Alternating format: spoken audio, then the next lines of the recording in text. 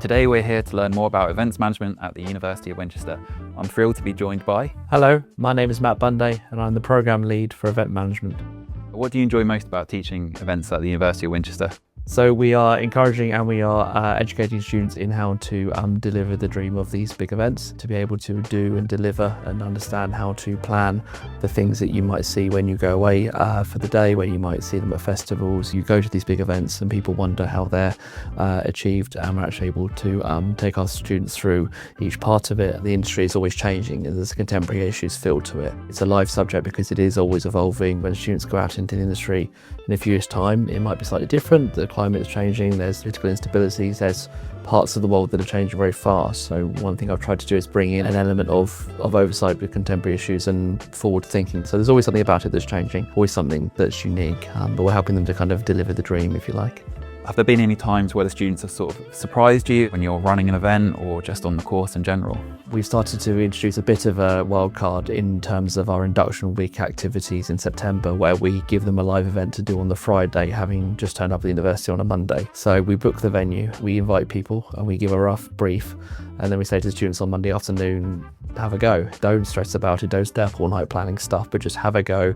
People in the room, we're very understanding, but have a bit of fun with it. We kind of equate to maybe your Challenge Annika or your Clarkson's Farm. We brought it about this year and it was very good fun, went down really well, and by the end of the week you could see some of those friendships starting to form and that confidence starting to build, and then we try and build on that each year. So by the time they get to their third year, where they have their major assessed event, which is obviously very influential in terms of their mark, they are very autonomous, they do it themselves, they don't need a lot of input necessarily, and the confidence and the enjoyment is there as well, I think. So are they sort of working with live clients, like real life clients on these projects? First year we are essentially the client.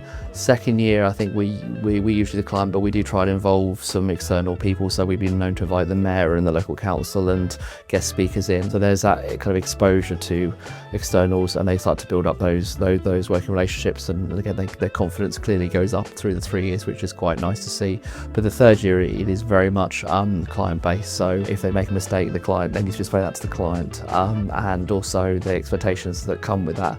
We have good relationships with a lot of these clients, so then they're not left to it, but we try and step back quite a bit so that then they can get on with it and develop that confidence, and so what ultimately is happened at the end of the event is down to their work and not us, which I think is hugely confidence building. Sounds like they're really supported, which is like a great thing about the course. The expectations are higher because these are external clients. They're in an industry where ultimately if they make decisions there could be some repercussions, but the second part of that is that with the expectations needs to come the support. We do lots of check-ins, we have lots of time in seminar to sit down and say how are you doing with things. We try and make them be leaders in that, and part of that is try to be realistic at this stage in the controlled environment, so that if something that's happened isn't necessarily good enough for the industry, we would make the point of saying that here, but we let them know the safety net was there and was in place. We try and use that safety net so that they feel like they can kind of fail but still recover and move on, but with an understanding about why it's important that they get it right.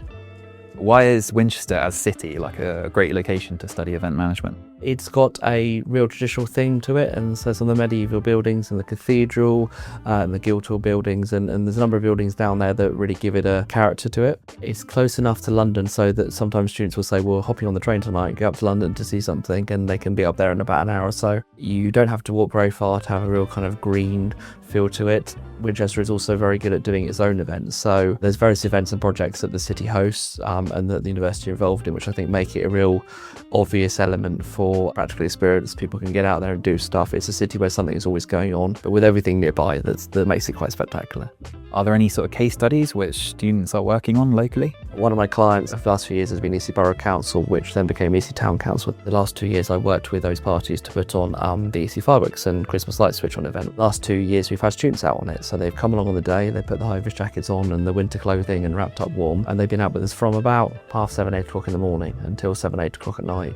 It's a long day, it's lots of time on your feet, because in the daytime there's a big Christmas market set up, lots of stalls, we close all the roads, and then in the evening obviously from 5 o'clock there's a big build up where everyone congregates by the bandstand, and then at 6 o'clock all the fireworks get let off. So it's a very kind of fast set up do the event and pack away again. But there's road closures, there's security challenges, there's fireworks going off at specific times, whole schedule of the day really. And they work with us on the operations team, so they might be running around being a supporter to me or some of my team. It comes back to the support versus expectation thing. So we'll treat them like a member of the team. We'll work with them side by side, but we'll still be there to support them and whisper in their ear and things like that if we need to. But students 2 years now have come back and said this is really amazing experience. We hope to carry it on. I think they all came away really inspired that it was a really nice evening, a really good day, and the confidence again was quite clear by the end of it.